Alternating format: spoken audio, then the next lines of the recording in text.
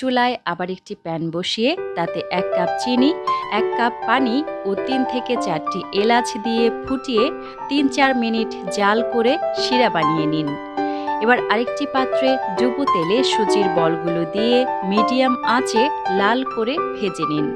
ভাজা হয়ে গেলে শিরায় ডুবিয়ে দুপাশেই ভালো করে ভিজিয়ে নিয়ে 1 ঘন্টার জন্য ঢেকে রেখে দিন। ঘণ্টাখানেক পর উঠিয়ে পরিবেশন করুন দারুণ স্বাদের তুলতুলে রসবড়া।